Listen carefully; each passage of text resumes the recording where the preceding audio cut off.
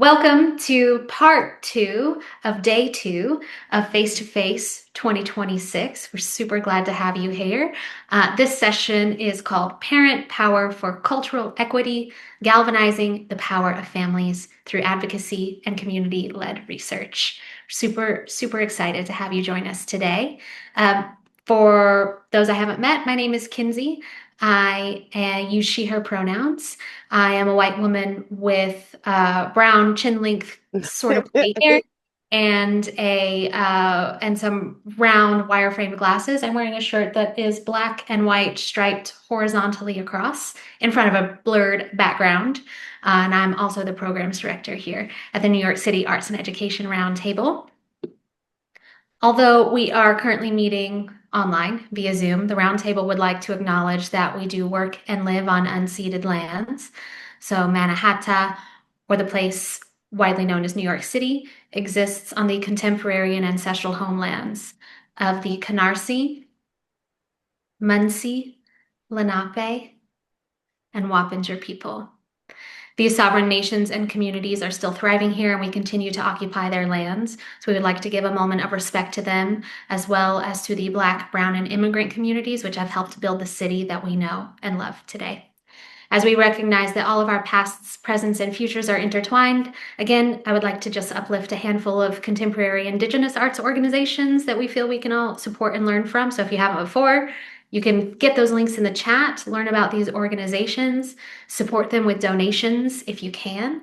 And I invite you as well to uplift any organizations that you would like to share with folks on the call in the chat as well.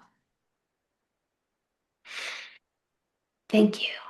Next, I just want to acknowledge once again the fabulous Face-to-Face 2026 sponsors who have made this conference possible. This session today specifically is brought to you by the 4 sponsors who are listed on your screen here. They are Surface Impression, VLA, or Volunteer Lawyers for the Arts, the Culture and Arts Policy Institute, and Kaufman Music Center.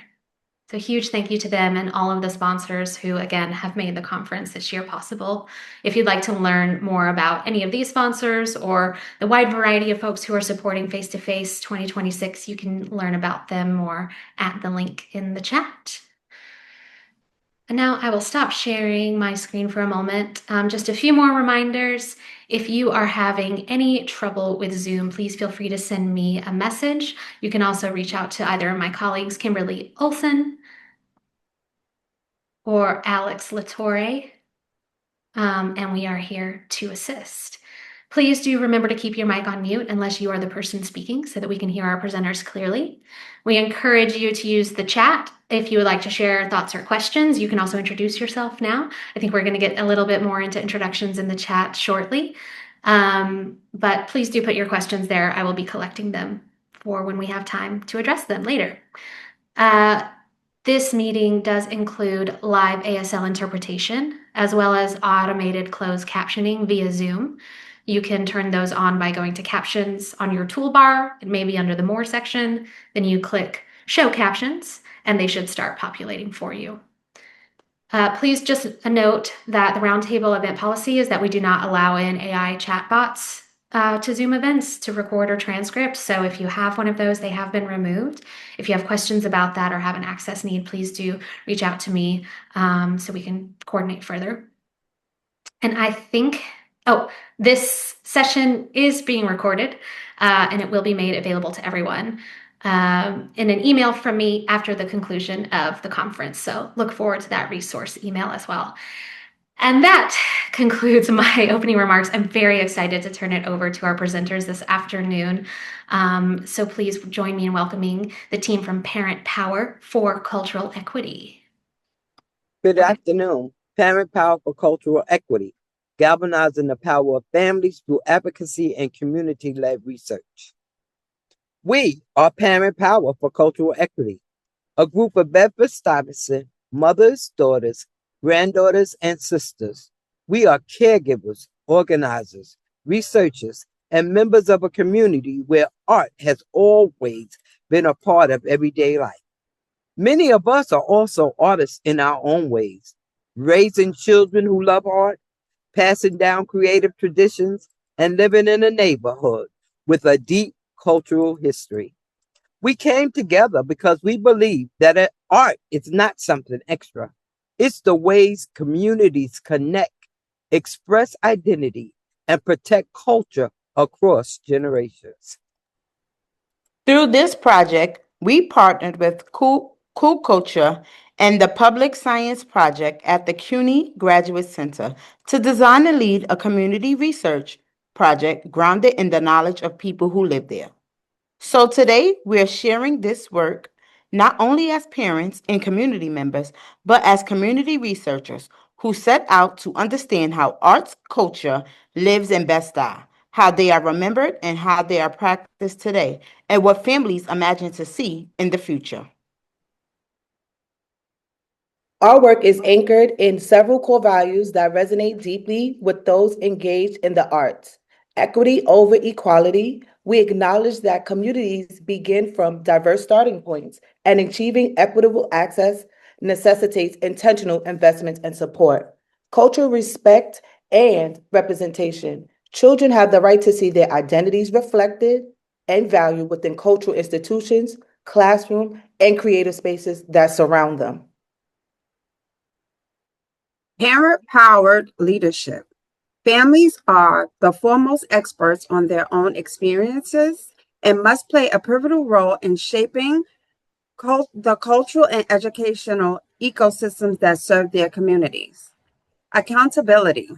We assert that art, institutes, and public systems must progress beyond mere statements, committing to measurable actions that promote equity and access. Parent Power for Cultural Equity is led by parents who are also artists, advocates, and community organizers. Today, you'll hear from myself, Bettina Calloway White, but they call me Mama White, Kanaya Brown, Shantae Williams Hairston, and Veronica White. Our work is rooted in our experiences as parents navigating cultural spaces, education systems, and art opportunities for our children.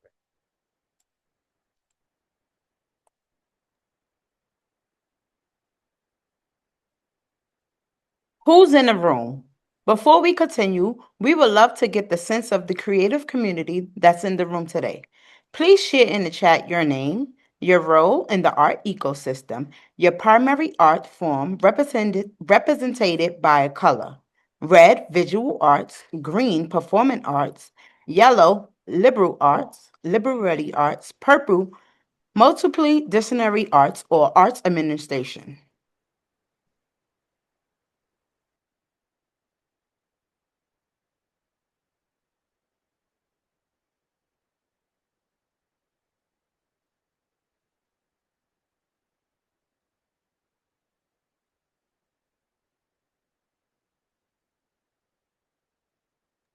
We would love to see more responses.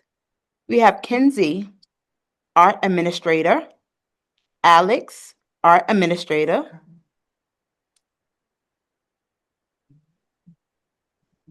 oh, it's more fast. Kai Norton, performing arts. We have Krista. Oh, y'all going so fast now.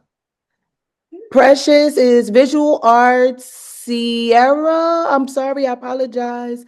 I am both involved with visual arts and arts amid. Um, Admin. Summer, she's an admin repping Cool Culture. Hello, Summer. And Miss Moore, because I'm not going to butcher your first name. She is Purple. Mhm. It is so wonderful to see so many artists, educators, and cultural leaders here today. Now, guys, before we begin our conversation, we want to establish a few community agreements. Housekeeping. These are practices that help create spaces for dialogue, learning, and creative exchange. Take care of yourself. If you need to stretch, grab water, or step away briefly, please do so. Step up, step back. If you speak often, help create space for others. If Space for others. If you have been quiet, we invite you to share. Your voice matters too now. Disagree without being disagreeable. Artists and educators often bring different perspectives, and that's valuable. We approach those differences with respect. We now invite you to add any agreements that support this space. Please put them in the chat or raise your hand.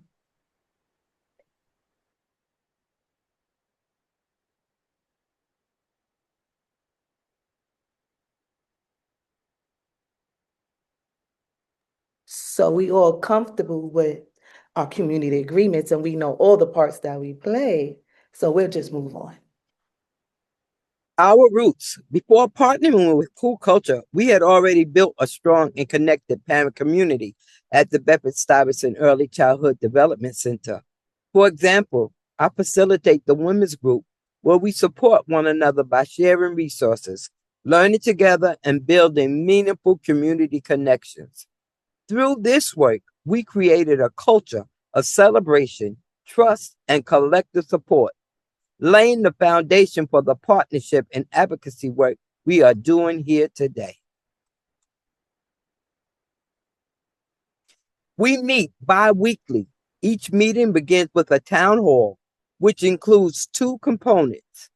Actually, it's a little bit more. We pray, we sing, we do a lot of stuff, but we do the quote of the day and art share. These moments help us reconnect with our identities, not only as parents, but also as creative thinkers and cultural participants. The quote of the day. In January of 2025, our work expanded through a partnership with Cool Culture. Arts and cultural strategist Robin Walker Murphy joined the project as the program developer and designer for Parent Power of Cultural Equity. Robin shared with Cool Culture's executive director, Candace Anderson, had a vision to pilot a program led by parents that could advocate for equitable arts access and cultural investments in neighborhoods.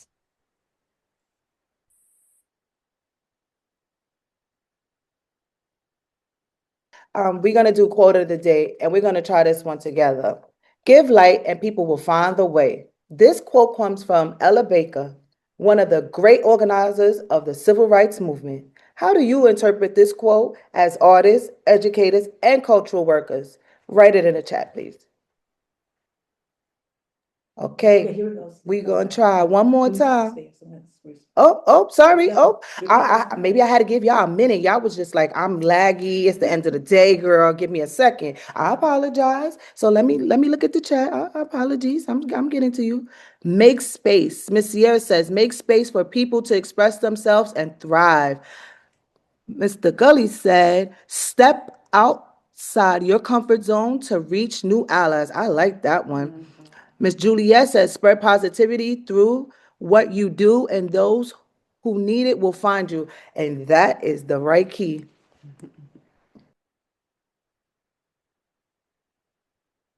Pia, you came in through last minute. We'll take this one, last one. Sometimes we don't know what is possible until we're given an opportunity. Right? Thank you.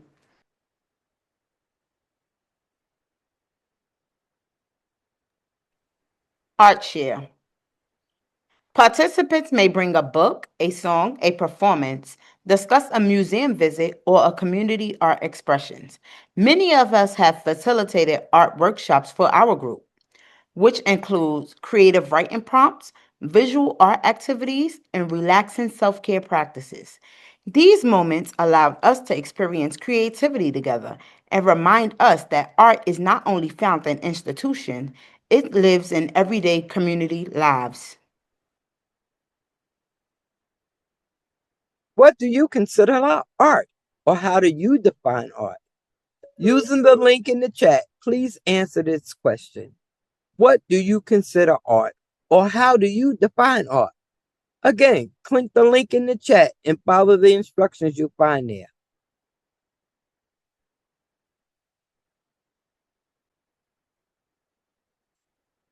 Okay, we have some answers now. Mommy, can you see it? No. Yes, Mama. You can't see him? Would you like No. me to? Yeah, go ahead. Creativity. We have creativity, our connection to the universe, I believe that's it. Ooh, of the moment, enlighten, emotion, vitality, expression of soul, expression of the world, joy, inspiration, and somebody said everywhere. All right. You click onto the next slide, you will see some of the cloud actions that we found when we did the same activity. So it's feelings of peace, fun, freedom, expression, expressing yourself, love, happiness, liberty, all of those things, what you just said, creative spaces, all of them show that doesn't matter where we are, we all have the same feelings about art and art expression. Another component of our meetings. Oh, sorry, Mom. I'm sorry. No, We often see answers like murals, schools, community centers, libraries, parks, blocks. These responses remind us that art ecosystems extend far beyond formal institutions.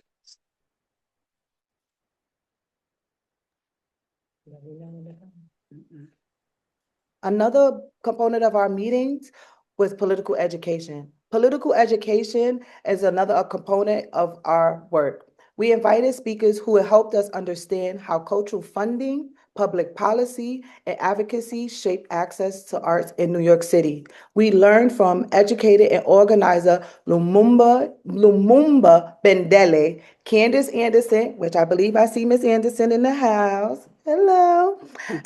As our executive director of Cool Culture, Kimberly is here. Executive director of New York Arts and Education Roundtable, and Terry Richardson, Senior Vice President of Government Affairs at Hollis Public Affairs. These conversations helped us better understand how artists, educators, parents, and cultural organizations can work together to advocate for more equitable cultural infrastructure and public investment in the arts. Bettina White invited Councilmember Daly, who spoke about the importance of voting and civic engagement. One powerful outcome from that conversation alone was that 4 members of our group registered and voted for the very first time. Yes, very first time. Through this learning and dialogue, we identified a clear advocacy goal. We are advocating for the creation of a creative pathway in Bed-Stuy, a network of arts, opportunity that is free and accessible for all people of all ages. We believe every neighborhood should have access to free and accessible art spaces, creative learning opportunities, and cultural experiences that reflect the community. To ensure our advocacy reflects real community experience, we partnered with the Public Science Project at the CUNY Graduate Center and doctoral candidate Brittany Moria. Together, we designed a Critical Participatory Action Research Project, also known as CPAR. Through this process, parents and community members are not simple research subjects. We are co-researchers, identifying barriers to arts access and imagining new possibilities for the cultural infrastructures in our neighborhood. Next, we'll share what we've learned from our community research and how those insights are shaping our vision for a new pathway in Bed-Stuy. Part 2, the research. Parent Power for Cultural Equity, Creative Pathways in Bedford-Stuyvesant, a participatory study on arts access, intergenerational creativity, and cultural equity, in partnership with Cool Culture, Public Science Project, and the Bedford-Stuyvesant Early Childhood Development Center.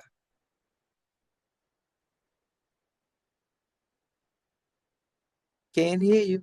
For us, this research wasn't just about documenting what's happening in Bed-Stuy. It was about asking questions as parents, artists, and community members who live here and care deeply about the creative life of this neighborhood. Bed-Stuy has always been a place where art lives in everyday life, in music storytelling, music storytelling, fashion, and dance. The traditions families pass down across generations, but many of us have also been watching changes happen in real time. Long-standing spaces for arts and culture have disappeared. Costs have gone up extremely way too high, and sometimes the programs that exist don't feel connected to the community that built this neighborhood. So what do we want? We want it better to understand what's happening, how arts and culture have lived in Bed-Stuy over time, how families and children experience art today, and what people in the community imagine for the future. To do that, we work together using several different ways of gathering information, including mapping art spaces across generations, talking with family and caregivers through interviews and surveys, sharing stories through art, coming together to look at the information collectively and make sense of it as a group. This wasn't research done on the community, it was research led with the community. Using CPAR, research that centers the community. When we started this project, we knew we didn't want research to be something that was just done to our community. We wanted to be active participants in understanding what's happening with art and culture in Bed-Stuy. That's why we use something called Critical Participatory Action Research, or CPAR. At its core, Critical PAR is a research approach where the people most impacted by an issue are the ones helping to lead the research. Instead of outsiders, researchers coming into the community, collecting information, and leaving the people who live there help shape the questions, gather the stories, and make sense of what the findings mean. For us, that meant parents and community members being directly involved in the process, asking questions, talking with neighbors, collecting information, and analyzing what we were hearing all together. In the report, we described it as inviting neighbors to come into a conversation with clipboards and crayons and sticky notes and a real desire to learn from each other. That's really what CPAR looks like in practice. It's not about hierarchy, it's about a shared purpose. And the goal isn't just to understand a problem.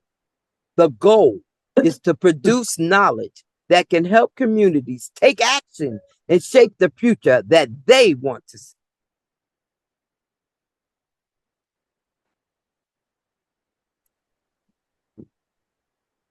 This project follows a core PAR ethic. No research about us without us. This video shows what the ethic truly means in practice and what PAR looks like on the ground.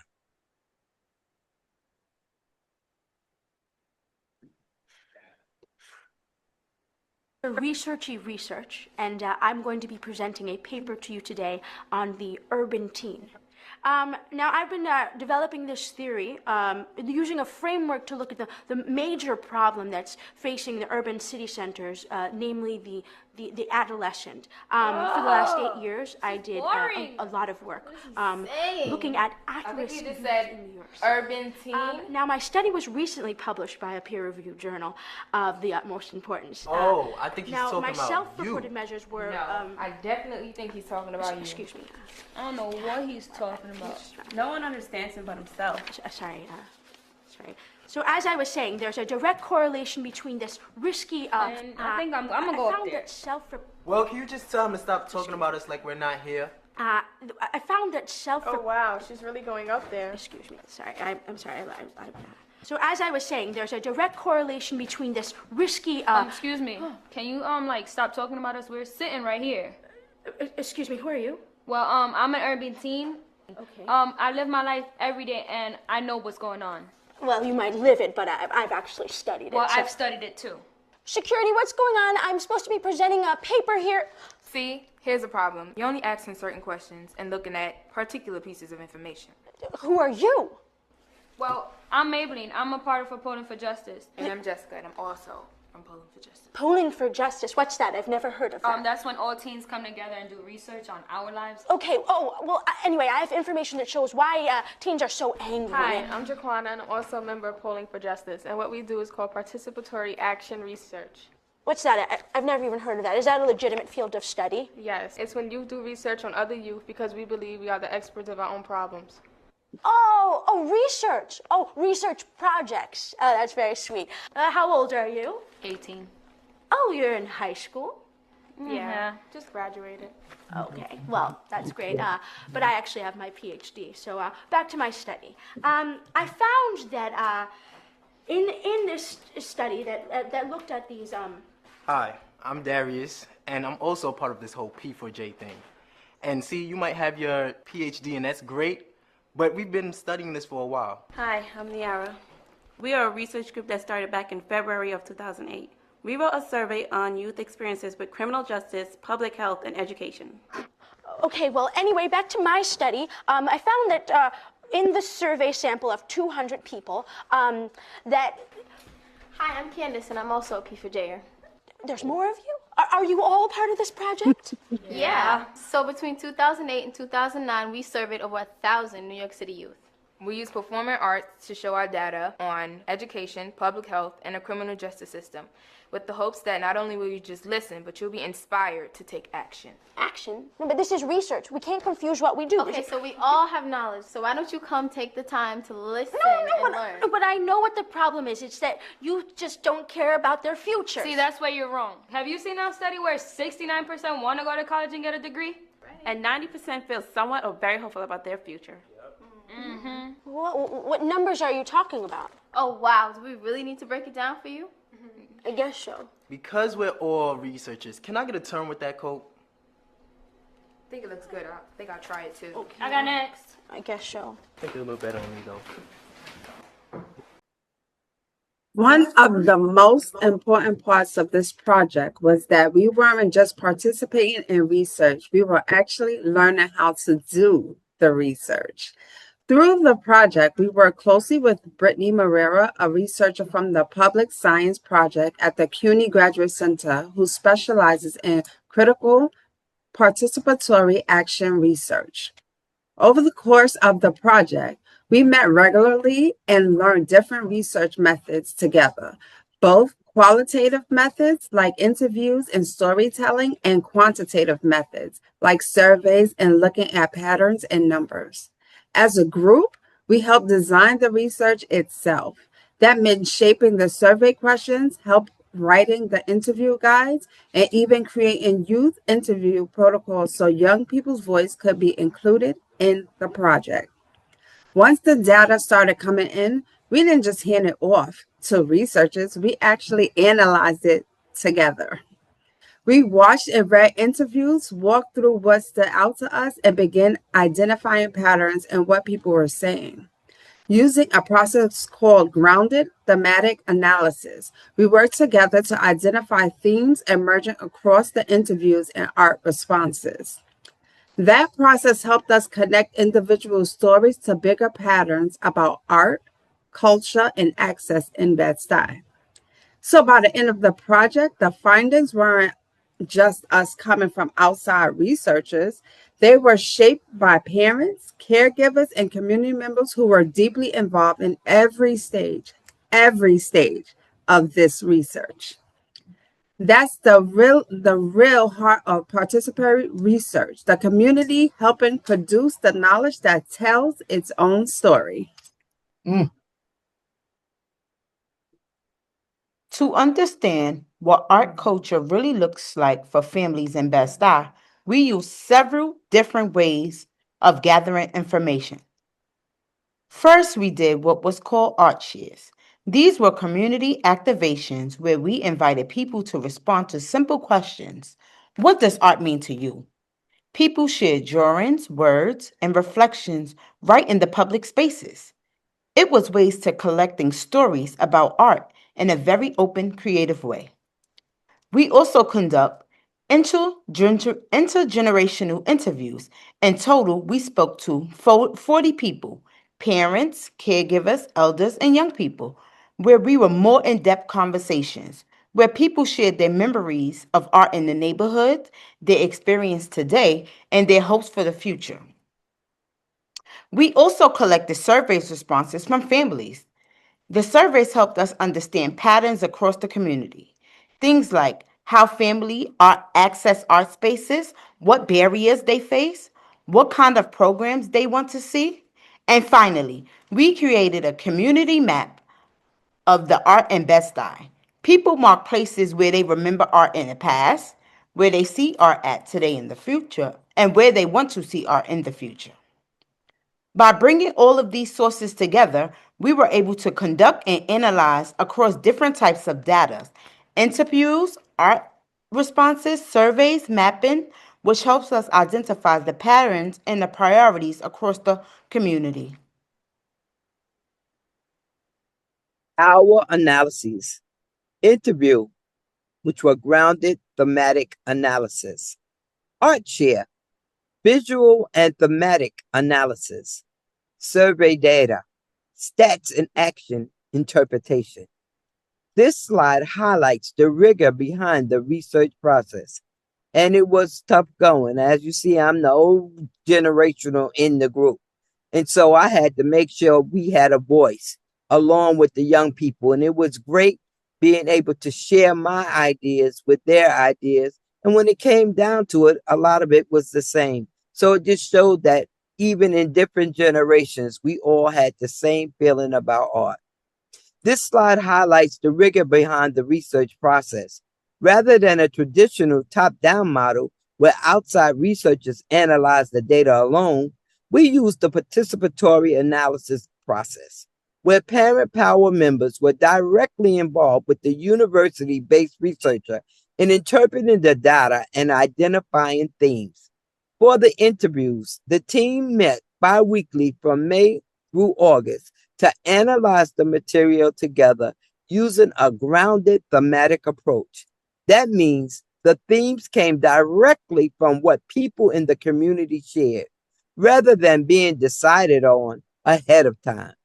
We first analyzed the same subset of interviews together, each completing an analysis template that captured key quotes, what participants said mattered most, what they felt was missing, and early thematic ideas. We compared our interpretations until we reached inter-rater reliability, and then divided the remaining interviews across the team, bringing insights back for collective discussion. The art share drawings and reflections were analyzed and using the same grounded approach. But because the data set was smaller, the team reviewed all of it together. For the survey data, we used a process called stats in action. Initial statistics were run, and then the results were brought back to the research team and the advisory council so the group could ask questions of the data and decide which patterns should be explored further. This process ensured that interpretation of the findings stayed grounded in the community and the community's knowledge and connective analysis. Let's practice. Robin, I think you may Practice have thematic analysis together. This is a video of a child we interview. What themes jump out to you? What are some of the key words she used? Are there any words or phrases being repeated? Any emotions mentioned or visually displayed? What ideas pop out as important? What do you think art is? The to have fun. To have fun. What kind of art or creative things do you like to do? Make stuff. Like what? Make rainbows. Rainbows. Beautiful. Where do you like to make or do those things at? If you're making rainbows, where you like to make them at? At home. At home? What about school? Yeah. So you like to do it at home and school? Anywhere else? No. Okay. Is there art in your neighborhood? No. No? Is there any type of art you wish you could do or make that you don't get to do? What is it? Which kind of art is that? My daddy don't let me play with paint a little bit, but sometimes he'll let me go. So you would like to be painting more? Yeah. Okay. If you could put art anywhere in your neighborhood in Bed-Stuy, where would you put it? And what you think it would be? By my neighbors.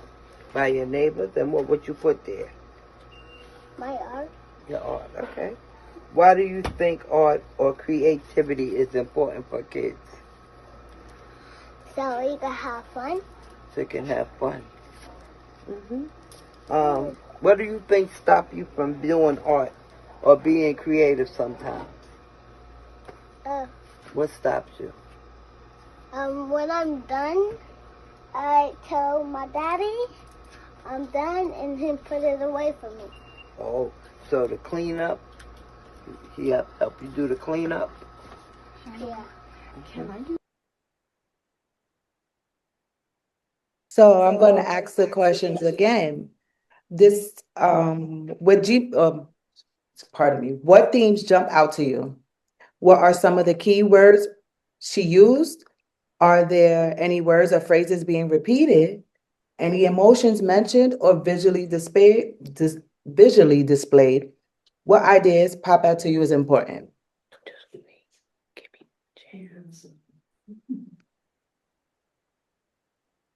To have fun. Fun, having fun. Rainbows, painting, fun.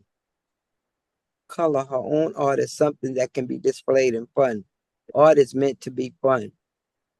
So the overall theme that they got from that was that art should be fun.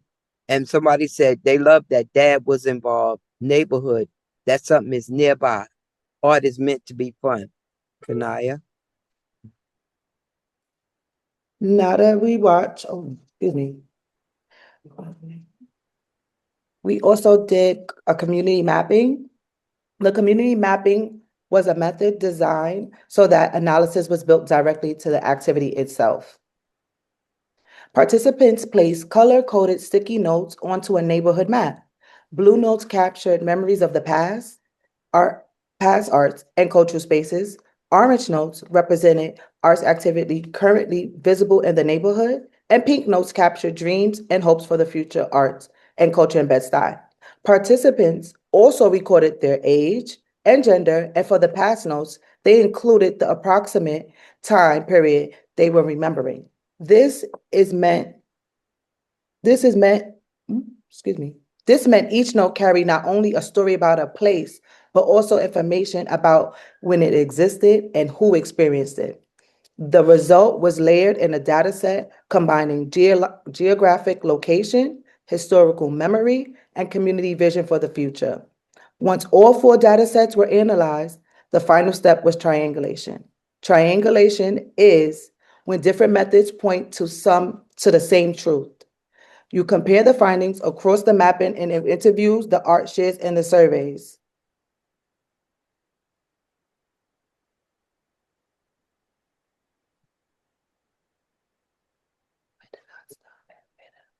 Instead of treating each method separately, we compared them to see where patterns aligned, where they differed, and where one data set helped explain another.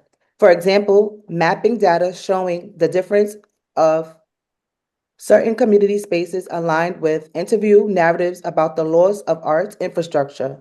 Survey responses about their barriers to access reinforced those patterns. By triangulating these methods, we were able to develop findings grounded in multiple forms of evidence across the community. Key finding number 1. Art is everywhere, access is not. What get in the way of accessing art in Bed-Stuy? One of the first things we notice across all of our data sources, the interviews, surveys, mapping, and art shares, is that creativity is already deeply embedded in everyday life in Bed-Stuy. People talked about art not only as something that happens in museums or formal programs, but as something that just shows up in daily life. It shows up in our hair braiding, In our fashion, we got swag. The music we listen to. Biggie is from Bed-Stuy. Cooking and storytelling, and the ways families share culture at home and in the neighborhood. My daughter and I have a crocheting business that we learned at what our business is called Climb Upon Your Knee. It's what we would learn at home that I taught her on her knee and we share abroad. Those are the things that we look for. Many parents also describe art as a form of emotional grounding. It's a way people process experiences, connect with each other, and express who they are. For especially children, creative practices are a way to explore identity. So they know who they are. They can express it through art, imagination, and a sense of safety. Even here in the preschool, there are sometimes children are angry or mad or frustrated. When you give them a piece of paper, even if they scribble angry lines, it gets it out and then they get calmer. So art has a way of grounding our children, even emotionally, even at the age of 2. So one of the first things our research made clear is that issue is not a lack of creativity in community. In fact, the opposite is true. Creativity is everywhere. What families described instead were the barriers to access. When we analyzed the survey along the interviews, we saw several consistent patterns. About 79% of the respondents said there simply aren't enough art programs available. 54% said they don't know what opportunities even exist in the community. 51% cited cost as a barrier, and 28% said, and this is sad, that they don't always feel welcome in certain art spaces. So what we see in Bed-Stuy is this tension, an incredible abundance of creativity and cultural life in the community, but limited and uneven opportunities for families to engage in organized art spaces. And that gap between creativity and access became one of the central themes across the entire project. Life is a form of art. It's all around.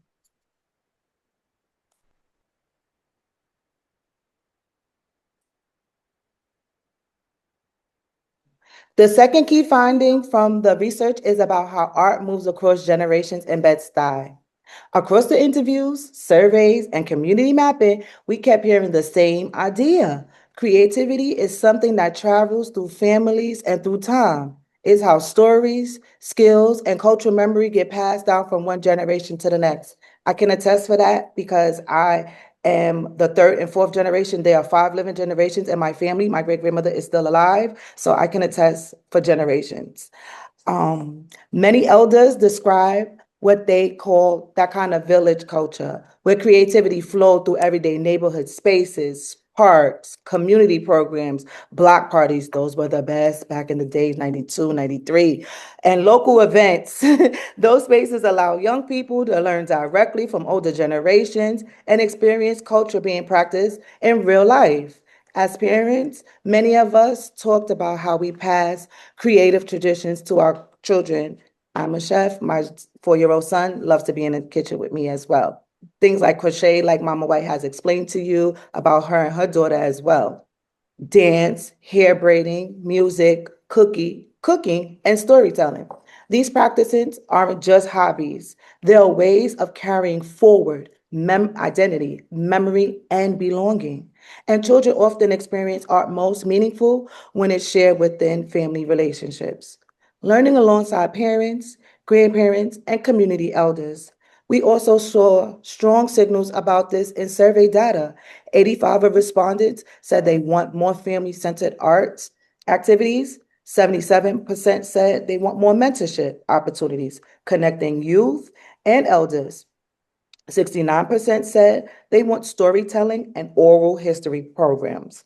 And every single survey respondent agreed that art connects people across generations.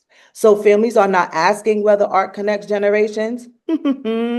That's already understood.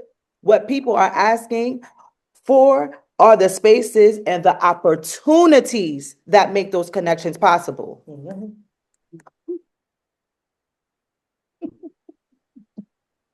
The third findings from our research looks at how changes in the neighborhood are reshaping where art lives and who feels connected to those spaces.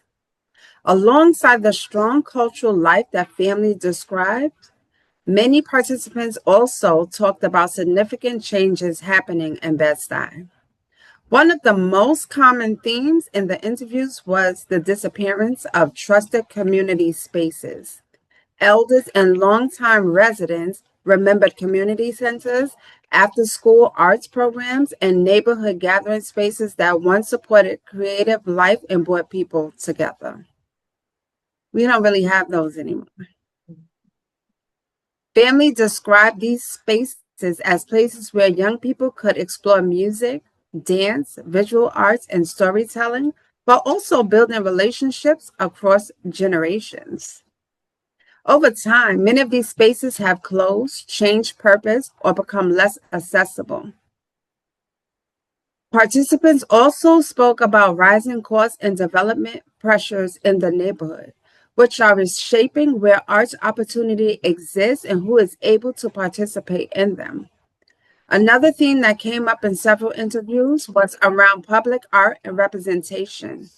Residents acknowledge that there is visible art in the neighborhood, murals, installations, and cultural imagery, but some describe the disconnect between what is visible and what feels rooted in community relationships. For example, some murals feature Black cultural imagery, but residents noted that the artists, decision-making, or ownership behind those works don't always include the people who live in the neighborhood. It's not really our art.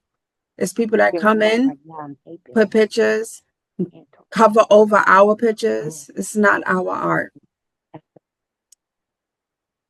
So one of the tensions our research identified is this. Art is still present in Bed-Stuy, but belonging and community ownership within those spaces can feel inequitable or imbalanced. That difference between visibility and belonging became an important theme across the research, again and again. We need art back. Here's an interview that I did with 3 of my aunts who were born in Bed-Stuy, raised in Bed-Stuy, worked in Bed-Stuy, lived in Bed-Stuy. That's all they know. Good. All. I love dancing part of it, the acting, the theater, I just love it all. The whole culture of it, I love it all.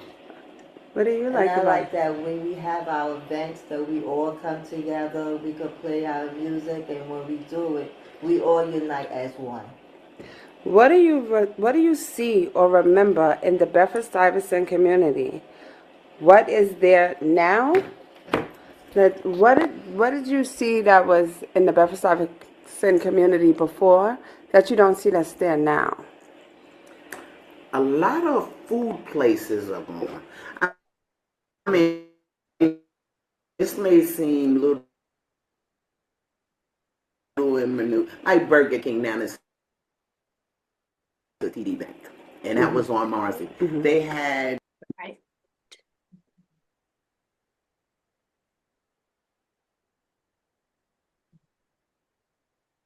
Someone say something. We are having technical difficulties. Our internet is popping in and out, so we apologize.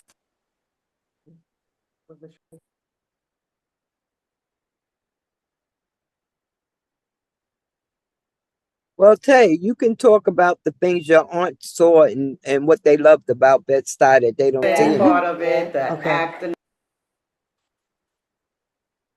It was a club called Mahogany. Even though there's still that they can't be because that is actually Black owned. And like even the little clubs and stuff like a Tar Hill, now it's a Chinese restaurant. Both of them, because it was a Tar Hill 1 and the Tar Hill 2. and I lived right next door to Tar Heel 1. Where was that? That was on Lexington and Marcy. Nice. I lived right next door, 758 Marcy. And it was right on the corner. And like even the little corner stores, the beauty parlors, a lot of them they're not there. At least not for us. I miss more than anything the African festival that used to take place at Boys and Girls High. Yes. Like that was just amazing. That everybody just came together. It was just so peaceful, Yes. and everybody just enjoyed and just enjoyed being together, Yes. and we all just enjoyed our culture together. Like it was just an amazing event. That was the Mandela. And so, right, Yes. you could buy Yes. art, you know, there was music, there was drumming, there were dancers. It was just a really great event. And another thing, during that time at that event, we all together, we all just hugging and kissing and happy to meet each and every one. And then on top of that, you know, this is something that we keep in our heart to cherish, to give to our kids who's growing up, so they get an idea of how things had changed from the past to the present.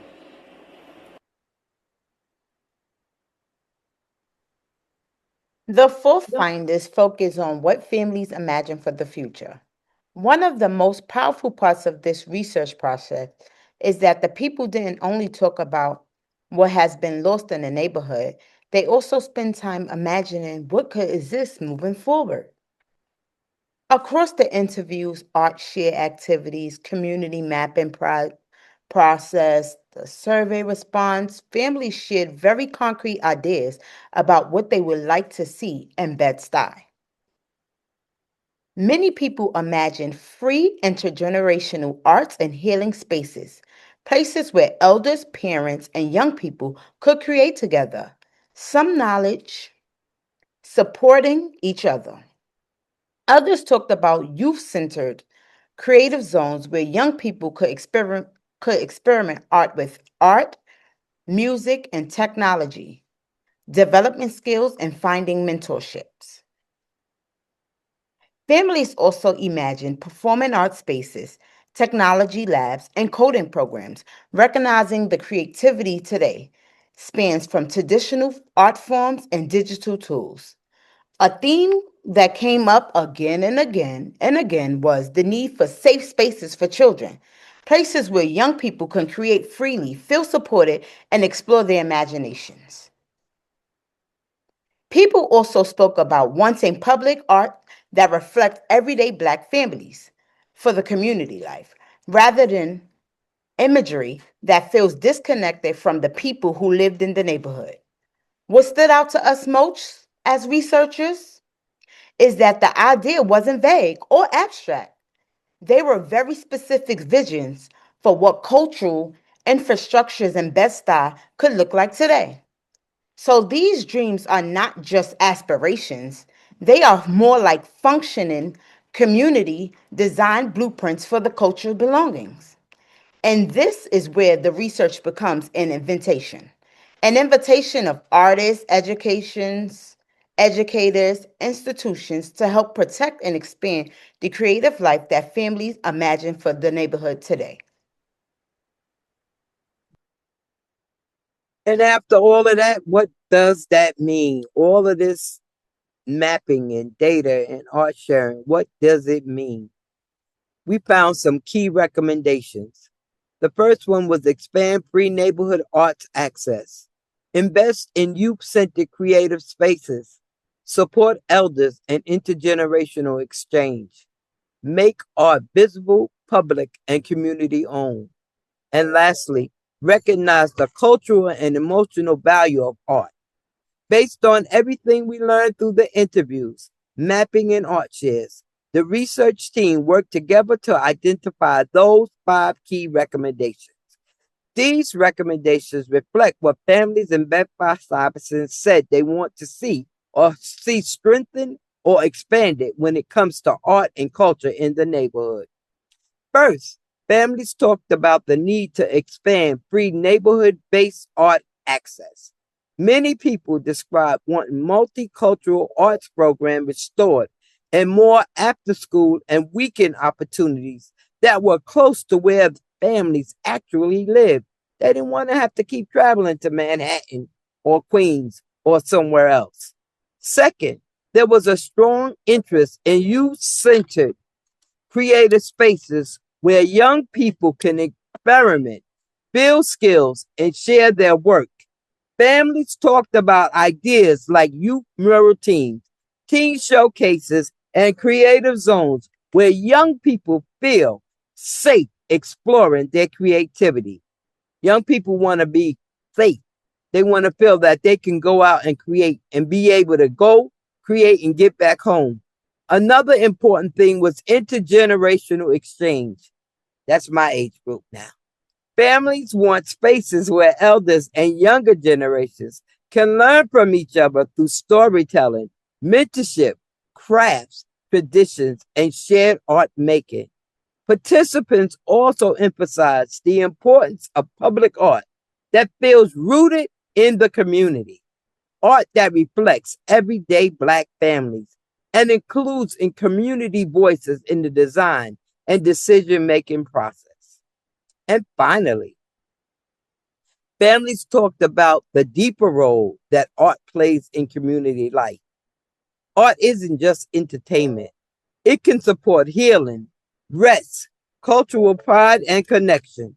So these recommendations reflect not only what families value about art, but also what kind of spaces and investments could help sustain the creative life of the community going forward. All right, everyone. Hey, everyone, before we begin our small group activity, I would just like to share a story about amazing young little girl from Museum on Wheels we had last June. The young girl at Museum on Wheels said something that stayed with me. She didn't just ask for toys. She didn't ask for more time. She asked for a book nook corner. Yes, you heard, a book nook corner. Just for her and children like her. A space that felt like theirs. A space without constant adult control. A space where they could just be, imagine, and grow. This moment reminded me as an adult why youth voices cannot be optional in spaces centered around arts and education. This wasn't just a child's making a request. This was a young person identifying a gap. She named the need for what she wanted, for autonomy and culturally affirming space without having the language we as adults use in policy rooms. You get what I'm saying. Yet too often we make decisions about children and we don't include them. We create programs, we design spaces, we allocate funding, and still fail to ask the very same children what they actually need and want. That has to shift because the next generation isn't waiting to be told what they need. They are already telling us what they need. Now, I'm going to open up the breakout rooms. Well, actually, Kinsey is going to open up the breakout room. Kinsey is going to open up the breakout rooms. In the small groups, we are going to develop a concept for a community arts program that uses the key recommendations from our research as a guide. You will have 10 minutes to dream up of this program in your groups. Please select one member from your group to share back with the full group. Thank you all. Before I send folks into these rooms, I just want to acknowledge that I pasted all of the key recommendations and the instructions in the chat. So you'll see those once you are whisked away to your room. Please also keep an eye out for kind of blue messages that I'll send that will show at the top of your screen that will indicate kind of how much time you have left. And just for our presenters, I want to share, I think I have each of you in a room and you'll have about 5 or 6 people and we have exactly 4 rooms, so we should be set. I'll put you together now, and I will bring you back soon. Thank you, Kenzie. Oh, I apologize. One more note. If you do require ASL interpretation in your room, please send me a message and I will make sure that you have that in your space. And now I will send you off. All right.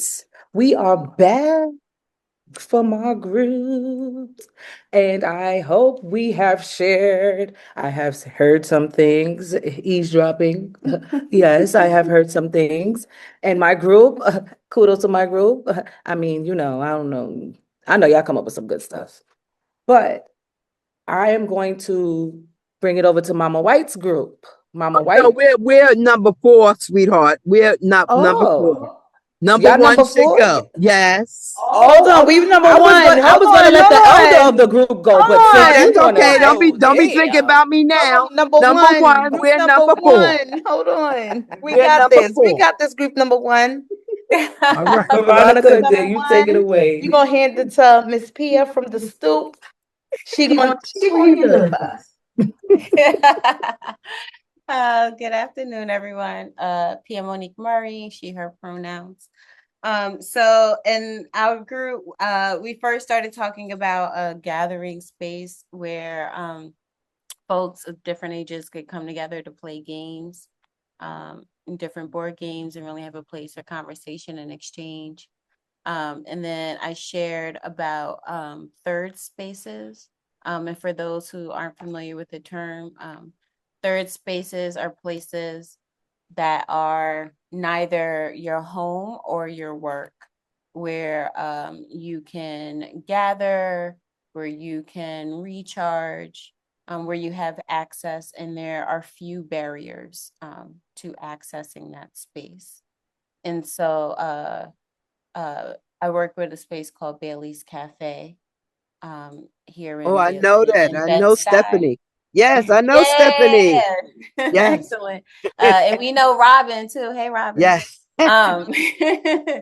So yeah, we talked about the importance of these third spaces that are intentionally intergenerational, that are incubator spaces that provide support for other organizers, for other activities. Most of them are free, low cost.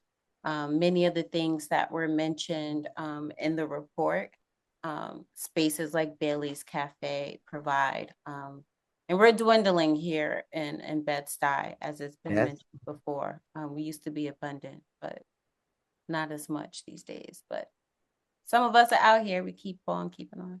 Yeah. Watching the clock, y'all. Watching the clock. Thank you, Pia, for that. So our group is number 2. And I believe, if I'm not mistaken, Kai was the leader. Yeah. Am I correct? Oh, go me. Yep, you're right. Take it away, Kai. Hey, y'all. Kai, they, them. So in our group, we kind of built off of all of our ideas. We kind of started at the Make Art Visible, Public, and Community Owned.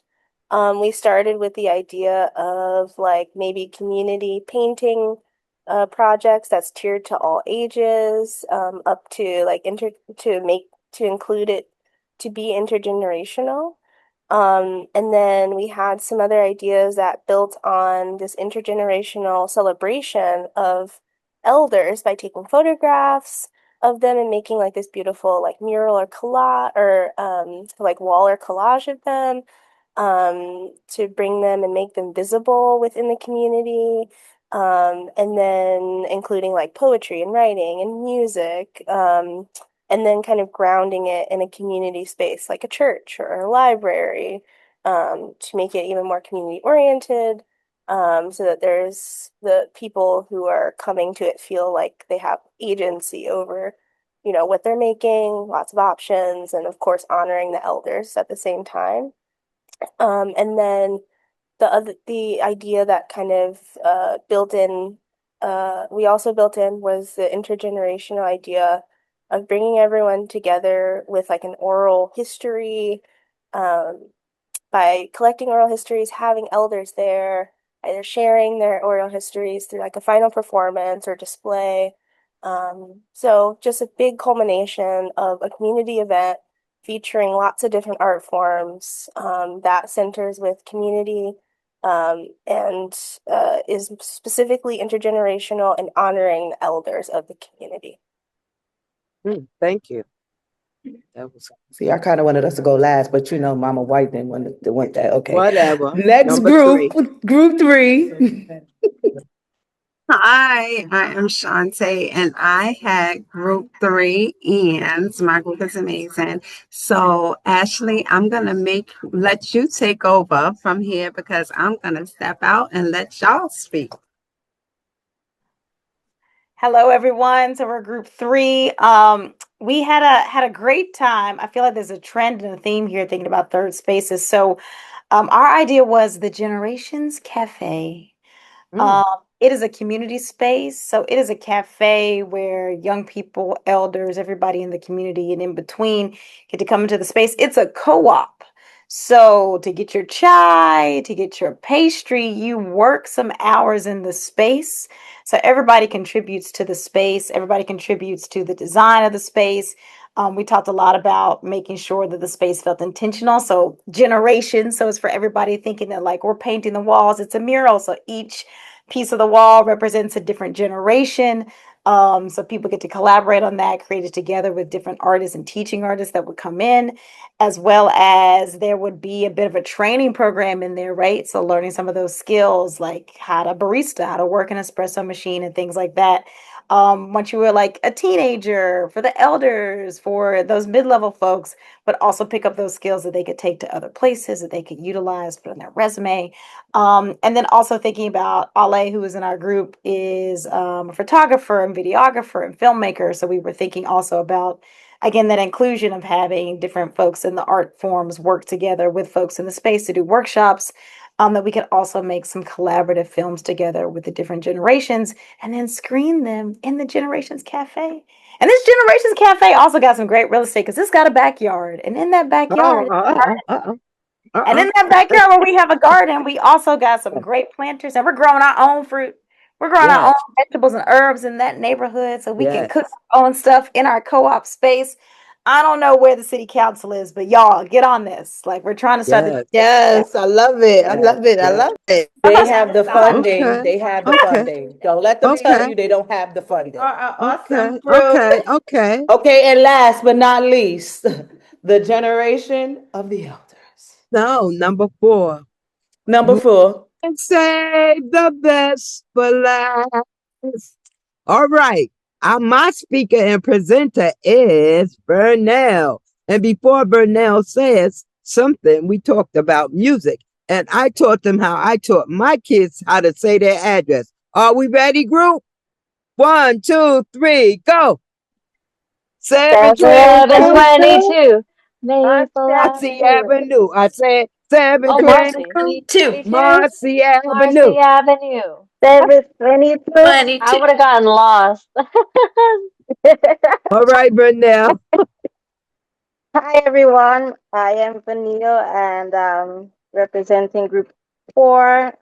We spoke about music intergenerational, and one of the things that came up was sometimes why do we have to choose, but also um, using music, and the movie Sinners came up, and having a space where all the young could come in and share stories through music.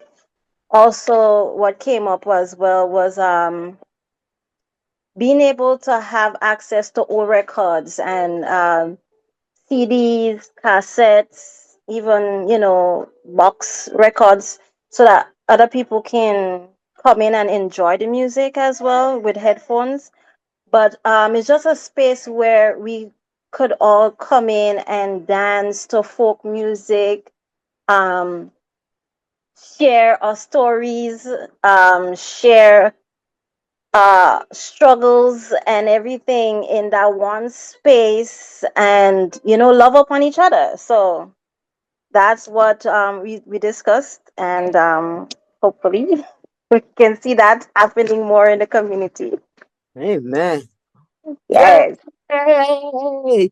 Four, number Yay. four, number four, number four. Yay. Yes. All right. Keep in touch with us. She did it. Any questions or inquiries, please contact us at pp4ce Bed-Stuy at coolculture.org. Again, pp4ce Bed-Stuy at Cool Culture. On behalf of Kanaya, Shantae, Veronica, and myself, we would like to thank you for experiencing our CPAR journey about the arts. We close our town shares with a prayer normally, but today we will close it with a motivation. I've coined it because I made it up. The 4H approach. Head to head, heart to heart, home to home, and hood to hood. Head to head, we have you thinking about the arts now. You now continue the conversation. Heart to heart, we have put our passion out. It's up to you to become more passionate about arts or the lack of arts where you're at. Home to home, we found that families connect through the arts. Keep those family traditions alive. Pass them down through the generations. Don't forget about them. Tell your family stories through the arts. And hood to hood, we have shared what we found out about our neighborhood. It's up to you now to find out about yours. Finally, in closing, I have this to say. We all thrive when art is alive. Are there any questions?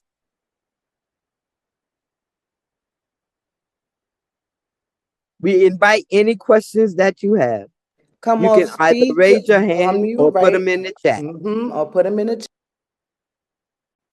If there are no questions, does anybody have a takeaway from this now that what would you want to go do about the arts in your neighborhood today or tomorrow? If there was something that you could quickly do, what would you do?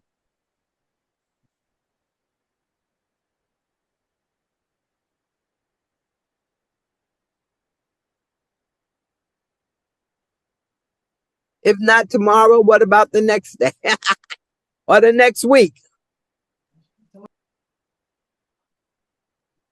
For me, I know that around Jamaica Center there is art theater. Well, not really theater, but they usually have a lot of art events, and so what I can start doing is attending, meeting other people, and being able to share my art because I've been sitting on a lot. Yes. I'm I do crocheting, I do All right. knitting, and I've just, I just Yeah, haven't connect really with been us, doing girl. anything with it. We have a So business. Yes. so yeah, it definitely inspired me to, reach out to community members and organizers to do Yeah. something. Excellent. From a fellow crocheter, yes. I think Cal had her hand up. No? We also have a question in the chat. It says, what were some of the obstacles you found in doing the research and how did you overcome them? I do. Well, some of the obstacles I think I faced was talking to people, like asking them the questions. But once I started talking to people, they more wanted to talk to me. I'm more of the like to myself person. So asking the questions and stuff like that, I was like, how do you feel? And then it was like, oh, let me tell you, we don't have this and we don't have that. And I was like, oh, okay. So it made me more comfortable with talking and communicating with people. So it helped with doing that. And like the people were amazing, so it made it much easier. Well, for me, the obstacle was taking myself to step back because I'm a Capricorn and I'm a goal charge person. So I always think my way is the best way. But I had to make sure I incorporated everybody's ideas, everybody's question. And that was an obstacle because I'm usually the one who's just speaking out. I'm the mama. You don't tell the mama what to do. I tell you what to do. But they told the mama what to do. And I agreed with it. And it worked out perfectly.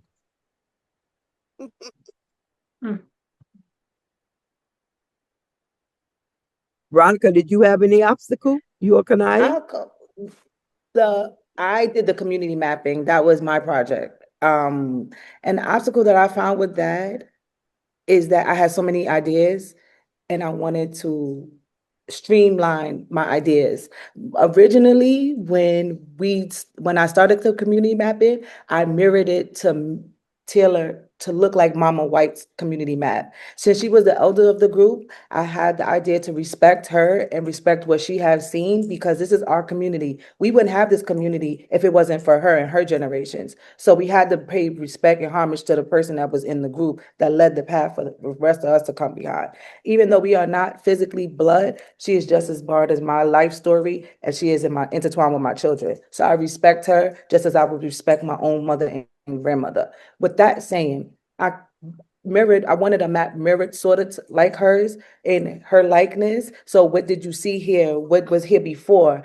Then I have felt like I had an ADHD brain. Brittany, our wonderful CUNY Graduate Center partner, she helped me streamline it and to made it what it was. So that community mapping is real. We did that work and we did that work over a course of time. It wasn't just, oh, we're going to go here and we're going to go outside and we're going to pick these little things. No, that was something that I'm a crier and I don't want to cry because I don't know any of you, but that was something to me for the first time outside of being a mother that I did for myself and for me and my community. It wasn't just intertwined with just my children. It was something that I wanted to research and I wanted to know more about. So I did the work.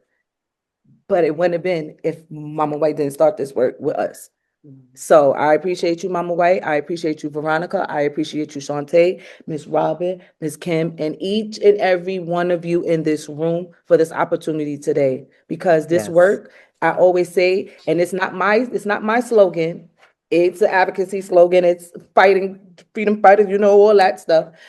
Nothing about us without us. You cannot talk about me if you do not include me. So if you want to know what I want think about something, you need to include me at that table. So I'm gonna just leave that and I'm gonna pass it to Veronica. Tell people to include you. You belong, your voice matters, your children's voice matters. Speak up or step back. Hello, everyone. I'm Veronica. I really didn't have an obstacle. I just was wanted it to take off. I basically could see because I'm more of a doer. I'm more of the talent, like very talented. So when it's a task need to be done, I just want to hop on it and do it. And my dream since I was a child was to take an abandoned school and to turn it into an art center where my family would live in the school, but we would also host art drama. I've been in any art or any arts you can think of, I've been in it. And I was also a teen mom, so I structured my life, well, my son's life, to where he wouldn't have the opportunity to be in the streets. And like I was telling my group that it's a lot of children in the streets because they really don't have nowhere to go. They don't have resources. So in order for me to keep my son out the streets, even till this day, he's in college.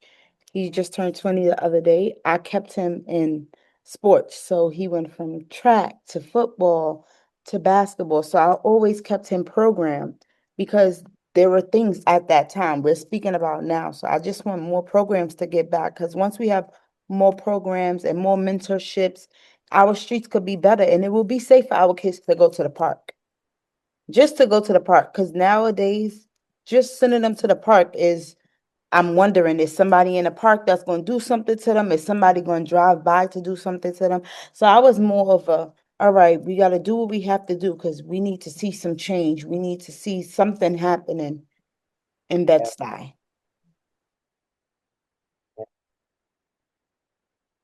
With that, I think we're out of time.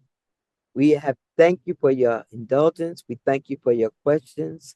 We thank you for being a part of this with us. I don't know how they click us off, but closing. Peace out. Peace out. Number four. Number four. Number four. It was a pleasure. Thank you for letting us present. I want to say yes, thank you to you all so much for sharing your research and your hearts. And I hope that I know you were presenting, but I hope you could see how impactful this work was to the folks who were on the call today. So much love and appreciation shared and in the chat. And so I just want to say thank you again for educating us, for inspiring us, for sharing your work with us. And I'll end with what Ashley said in the chat, which was, this was such a powerful share today, and I hope y'all will be presenting this work to so many others, not just in New York City, but all over the country, because this is an example I feel that we can all really learn and grow from. So thank you for the work that you do and will continue to do.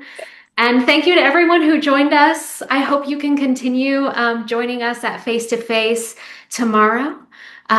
We will have 2 more sessions starting in the morning at 10 a.m. with Beyond the Classroom, How Arts Educators Transform Schools and Communities. You're already registered, so you'll get that link from me again in the morning. And otherwise, I hope you all take care and have a lovely rest of your day. Thank you all so much. Thanks to Cindy.